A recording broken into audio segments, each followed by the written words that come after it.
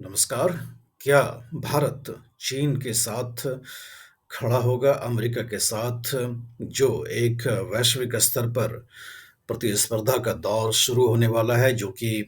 अ, अप्रत्याशित रूप से एक नया मोड़ लेता हुआ दिखाई पड़ रहा है। ये सवाल ये इसलिए है क्योंकि वांग यी जो चाइना के विदेश मंत्री हैं और वहाँ की कम्युनिस्ट पार्टी के एक्सटर्नल अफेयर्स के डायरेक्टर भी हैं उस डिपार्टमेंट के, उन्होंने कल प्रेस कॉन्फ्रेंस बीजिंग में किया। टू सेशंस के अंदर जो चाइना नेशनल कांग्रेस की मीटिंग हो रही थी, उसके तीसरे सत्र के बाद उन्होंने मीडिया से बात किया। कुल मिलाकर के 14 सवाल लिए। 14 सवाल में से एक सवाल जो है भारत के द्वारा प्रेस ट्रस्ट ऑफ इंडिया के जो पत्रकार थे उन्होंने पूछा था और वो भारत और चीन के संबंध में था और वो उसका जो उत्तर है वो डोनाल्ड ट्रंप अमेरिका के राष्ट्रपति के बनने के बाद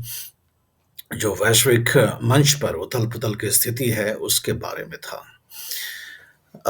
वांग यी का कहना है कि भारत को चीन के साथ संबंध किसी एक विशेष मुद्दे से नहीं जोड़ना चाहिए। जो भी बॉर्डर डिस्प्यूट है, उसका समय के अनुसार अ, उसका समाधान किया जाएगा, लेकिन जो संबंध हैं भारत और चीन के अ, उसे किसी खास बॉर्डर डिस्प्यूट से या किसी एक खास मुद्दे से नहीं जोड़ा जाना चाहिए और उन्होंने ये कहा कि एलिफेंट और ड्रैगन दोनों को एक साथ रहने से एक दूसरे का फायदा है। एलिफेंट आप जानते हैं कि वैश्विक मंच पर भारत के लिए कहा जाता है और ड्रैगन वैश्विक मंच के लिए चाइना को कहा जाता है। तो एक तरह से चीन ने इशारा किया कि भारत चीन के साथ हो जो ग्लोबल साउथ है और ये जो ग्लोबल साउथ है ये एक टर्म ऐसा है जो कि डेवलपिंग नेशंस के लिए कहा जाता है। तो चीन और भारत सभी ये ग्लोबल साउथ के मेंबर्स हैं क्योंकि ये सभी डेवलपिंग नेशंस हैं, विकासशील देश हैं। डोनाल्ड ट्रंप के बारे में काफ़ी ज़्यादा चर्चा है क्योंकि उन्होंने टैरिफ वॉर जो शुरू किया है, उसका पहला निशाना कनाडा, मेक्सिको और चाइना, ये 3 देश ही हैं और 3 देशों के खिलाफ ही सबसे पहले उन्होंने अपने टैरिफ जो 25% का है, वो लगाया है। चीन के साथ प्रतिस्पर्धा अमेरिका की कोई नई बात नहीं है, ट्रंप से पुराना रिश्ता है। जब 2017 में ट्रंप ने टैरिफ लगाया था चीन के ऊपर, तब से ट्रेड वॉर चीन के साथ शुरू हुआ था और तब से सामान्य रिश्ते अब तक नहीं हो पाए। तो चीन और अमेरिका के बीच जो द्वंद्व है, वो जारी है और उसमें चीन कहीं न कहीं भारत को अपने साथ करना चाहता है और इसकी काफ़ी ज़्यादा इंडिकेशंस, संकेत निकल कर के आ रहे हैं। फेनाटिनिल एक जो ड्रग्स के मामले में है, जो डोनाल्ड ट्रंप कहते हैं कि फेनाटिनिल का एक्सपोर्ट चाइना करता है और अमेरिका में जो ड्रग्स का जो मामला है, उसके लिए चीन बहुत बड़ा ज़िम्मेदार देश है और मेक्सिको, चीन, कनाडा, पाकिस्तान, अफ़गानिस्तान के रास्ते ये जो ड्रग्स का इल्लीगल इलिसिट ट्रैफिकिंग होता है, उसके लिए चीन को ज़िम्मेदार ट्रंप मानते हैं और ये एक कारण था कि उन्होंने टैरिफ मेक्सिको, कनाडा और चीन के ऊपर लगाया। वांग यी का कहना है कि 100 साल पहले पेरिस पीस कॉन्फ्रेंस के दौरान इस बात को उठाया था चीन ने कि right is mightier than might. जो राइट्स होते हैं वो शक्ति से ज़्यादा शक्तिशाली होते हैं या जो ताकत है वो राइट्स से ज़्यादा शक्तिशाली होते हैं। इस बात को चीन ने 100 साल उठाया था 100 साल पहले पेरिस कॉन्फ्रेंस में और उन्होंने कहा कि जिस तरह से ट्रंप बातें कर रहे हैं, जिस तरह से अमेरिका अपनी दादागिरी करने की कोशिश कर रहा है, उससे पूरे वैश्विक स्तर पर एक बार फिर से जंगल राज स्थापित होने की स्थिति आ सकती है। ऐसे में चीन के विदेश मंत्री वांग यी ने कहा कि बताइए उन छोटे देशों का क्या होगा जिनके पास शक्ति नहीं है इन बड़ी ताकतों से लड़ने के लिए। तो साफ तौर से इशारा था अमेरिका में डोनाल्ड ट्रंप के ऊपर, जिस तरह से उन्होंने कहा कि गाज़ा को वो ऑक्यूपाई करेंगे, रीडेवलप करेंगे, पैलेस्टीनियंस को बाहर कर देंगे, जो इत्यादि ऐसी बातें कर रहे हैं ट्रंप। यूरोप में जो ग्रीनलैंड है, वो कह रहे हैं कि जो चाहे कुछ भी हो जाए, ग्रीनलैंड को अमेरिका के अधीन करेंगे, अमेरिका के साथ मिलाएँगे। कनाडा के जो प्रधानमंत्री हैं जस्टिन ट्रूडो, उन्हें प्रधानमंत्री नहीं कहते हैं ट्रंप, ट्रंप उन्हें गवर्नर कहते हैं और कहते हैं कि 51st स्टेट यूनाइटेड स्टेट्स का कनाडा होना चाहिए। 51वां स्टेट कनाडा जो है अमेरिका का हो जाएगा। अमेरिका में 50 स्टेट हैं। अनऑफिशियली इज़राइल को भी 51वां स्टेट माना जाता है अमेरिका, क्योंकि जिस तरह के संबंध इज़राइल और अमेरिका के साथ हैं, बहुत ही घनिष्ठ है, कहते हैं ब्लड रिलेशंस हैं। तो 51वां राज्य इज़राइल को कहा जाता है, लेकिन ट्रंप के अनुसार माने तो 51वां राज्य वो चाहते हैं कि कनाडा भी बन जाए। तो जिस तरह से ट्रंप के जो स्टेटमेंट्स आ रहे हैं यूक्रेन के ऊपर, रूस के ऊपर और उससे चीन की तरफ से इशारा स्पष्ट है कि जितने भी डेवलपिंग देश हैं, जितने भी विकासशील देश हैं, जो भी ग्लोबल साउथ के मेंबर्स हैं, भारत जिसमें कि अग्रणी है, वो सभी को सबको साथ हो जाना चाहिए और सब साथ मिल कर के जो ग्लोबल में ऑर्डर में रूल ऑफ लॉ है, उसको स्थापित करना चाहिए और ताकि जो भी रूल ऑफ लॉ है, नियमावली है, उसके अनुसार से विश्व में सारे काम चलें। ये बात तो वांग यी ने सही कहा कि रूल ऑफ लॉ से जो वैश्विक मंच पर जो रिश्ते हैं, वो चलने चाहिए। लेकिन ये रूल ऑफ लॉ वो चीन तब भूल जाता है जब साउथ चाइना सी में फिलीपींस के खिलाफ या ताइवान के खिलाफ अपने सैन्य जो शक्ति है उसका प्रदर्शन चीन अक्सर करता आ रहा है। जब देखो तब वो ताइवान को अपने नेवल एसेट्स के साथ घेर लेता है, फिलीपींस की घेराबंदी कर लेता है और भारत के साथ हर 4 साल में एक सीमा विवाद खड़ा कर देता है, सैन्य झड़प करवा लेता है। तो वहाँ पर चीन को रूल ऑफ लॉ समझ में नहीं आता है। अब चूँकि अमेरिका एक तरह से स्पष्ट कर दिया है इशारा कि जो चीन की तरफ से जो एक्सपोर्ट ऑफ ओवर कैपेसिटी है,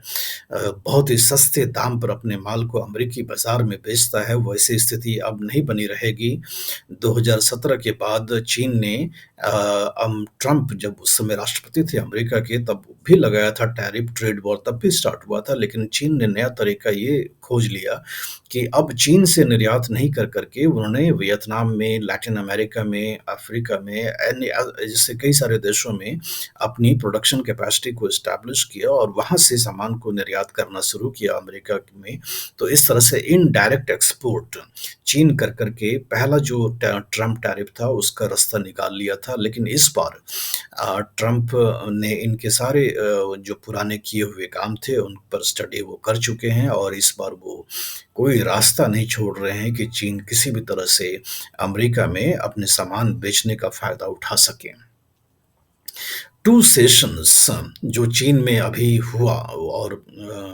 जिसका ज़िक्र हमने पहले भी किया था, टू सेशंस कहते हैं चाइनीज़ पीपल्स कांग्रेस और एक एडवाइज़री बॉडी है चाइनीज़ कम्युनिस्ट पार्टी का, ये दोनों मिलाकर के टू सेशंस होता है। हर साल ये टू सेशंस होते हैं, जिसमें कि चीन के राष्ट्रपति शी जिनपिंग और चीन के जो वर्तमान में प्रीमियर हैं ली क़ियांग, ये दोनों आकर के अभी देश में जो वस्तु स्थिति है, जो भी चैलेंजेस हैं, जो भी अर्थव्यवस्था के बारे में दिक्कतें हैं, वो आकर के बताते हैं, लोगों से अपने स्ट्रैटेजी साझा करते हैं और ये भी बताते हैं कि वैश्विक मंच पर कितनी दिक्कतें आ रही हैं। इसी टू सेशंस में ली क़ियांग जो चाइना के प्रीमियर हैं, उन्होंने माना कि वैश्विक स्तर पर चीन के लिए टेक्नोलॉजी और ट्रेड के बैरियर सब तैयार हो रहे हैं, तो कहीं न कहीं चीन भी अब स्वीकार कर रहा है कि आने वाला समय जो है, बहुत ही मुश्किल होगा। ये भारत के लिए चीन के साथ मिल कर के काम करना चाहिए, चीन की बात मानना चाहिए या इसमें एक अवसर की तलाश करना चाहिए? सबसे बड़ा सवाल ये है। ये ली क़ियांग जो चाइना के प्रीमियर हैं, उन्होंने ही परसों इस टू सेशन में अपने दिए गए भाषण में ये कहा है कि 100 साल में जो तेज़ गति से जो परिवर्तन नहीं देखा गया है, वो आज के तारीख में हो रहा है। अगर चीन के प्रीमियर ली क़ियांग कह रहे हैं कि 100 साल में जो परिवर्तन नहीं देखा गया, वो अभी हो रहा है, तो ये परिवर्तन बहुत सारे अवसर लेकर के आ सकता है कई सारे देशों के लिए और भारत इस अवसर को क्यों गँवाए? अमेरिका के राष्ट्रपति डोनाल्ड ट्रंप ने कल एक वीडियो बाइट दिया है अमेरिका में वाशिंगटन में, उसमें कहा है कि भारत इस बात के लिए तैयार हो गया है कि कई सारे टैरिफ अपने जो हैं काफ़ी ज़्यादा कम करने के लिए अमेरिकन प्रोडक्ट्स पर। अगर अमेरिका के प्रोडक्ट्स पर टैरिफ इंडिया कम करेगा तो चूँकि रेसिप्रोकल ट्रैफ़िक होना है तो उतना ही टैरिफ अमेरिका भी भारत के प्रोडक्ट्स पे लगाएगा, तो बराबर सी बात है जितना हम लगाएँगे टैरिफ उतना ही टैरिफ अमेरिका हमारे प्रोडक्ट्स पे लगाएगा। एक स्थिति बहुत ही स्पष्ट है कि चीन को ट्रंप दुश्मन देश मान रहे हैं। कनाडा, मेक्सिको और चीन को इसी कैटेगरी में ट्रंप ने रखा है, लेकिन भारत के साथ वो डील करना चाहते हैं और भारत ने भी जो अभी तक इंडिकेशन आया है कि उनके साथ बातचीत कर के रास्ता निकालने की कोशिश कर रहा है। अब जैसे मान लीजिए कि जो सबसे उनकी जो महँगी मोटर बाइक बिकती है, उसका नाम है हार्ले डेविडसन।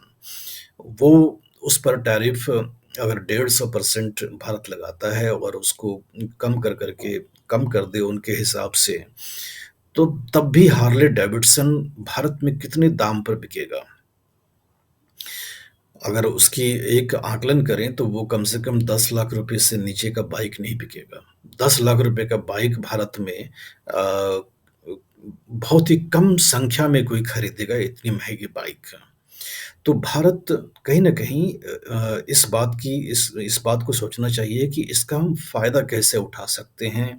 और चीन के साथ अगर ट्रेड अमेरिका का कम होता है, तो वो जो वैक्यूम होगा, जो कमी आएगी अमेरिकी बाज़ार में, उसको पूरा करने के लिए भारत में शक्ति है या कैपेसिटी है या नहीं है, उसकी चिंता करनी चाहिए। अगर वो हो सकेगा, तब भारत इस बनने वाले क्राइसिस को एक अवसर में बदल सकता है और उसके लिए भारत का जो उद्योग है, उसको बहुत तेज़ गति से अपनी कैपेसिटी पर ध्यान देना पड़ेगा, टेक्नोलॉजी में अपग्रेडेशन करना पड़ेगा, स्केल ऑफ प्रोडक्शन को इम्प्रूव करना पड़ेगा। आज तक भारत का जो प्राइवेट उद्योग है, वो एक कहें तो एक प्रोटेक्टेड एनवायरनमेंट में रहा है और कहीं न कहीं चीन, अमेरिका और जो बड़े विकसित देश हैं, उनके साथ प्रतिस्पर्धा करने में उनको सरकार ने उनको बचा कर के रखा है। तो ये भी एक अवसर है कि जो भारत के जो प्राइवेट उद्योग हैं, वो इस प्रतिस्पर्धा के लिए तैयार हों और 1991 में जिस तरह से भारत ने अपनी नई अर्थव्यवस्था का आगाज़ किया था, दरवाजे खोल कर के, भारत से कॉम्पिटिशन करके, तो ऐसा लगता है कि वो वक़्त एक बार फिर से आ गया है कि भारत के उद्योग को एक जोरदार झटका दे कर के वैश्विक प्रतिस्पर्धा के लिए तैयार होने के लिए मजबूर करना चाहिए कि वो भी अपना स्केल ऑफ प्रोडक्शन इतना बड़ा करें, टेक्नोलॉजी अपग्रेडेशन इतना करें कि सही दाम पर वो वैश्विक बाज़ार पर अपना माल बेचने में तय हो जाएँ। अगर महिंद्रा एंड महिंद्रा के अपने कार जो इलेक्ट्रिक व्हीकल हैं या टाटा मोटर के जो इलेक्ट्रिक व्हीकल हैं, वो सस्ते दाम पे अगर अमेरिका के बाज़ार में बेच सकते हैं, तो भारत भी चीन के साथ प्रतिस्पर्धा कर पाएगा और भारत की जो सामान की जो डिमांड है, वो बढ़ सकते हैं। ये एक अवसर हो सकता है कि भारत सिर्फ आईटी और सॉफ्टवेयर का एक्सपोर्ट अमेरिका के बाजार में सिर्फ ना करे बल्कि प्रोडक्ट्स का भी करे और ये एक बड़ा अवसर बनता है और चीन का ये दलील कि किसी एक वस्तु विशेष बॉर्डर डिस्प्यूट को की वजह से दोनों को रिश्ते को असामान्य ना करें, ये हमें लगता है वांग ये जो है एक घड़ियाली आंसू सा बहाते दिखाई पड़ रहे हैं और भारत को बिल्कुल भी उनकी इस बात को तवज्जो नहीं देना चाहिए। विषय के बारे में जो आपके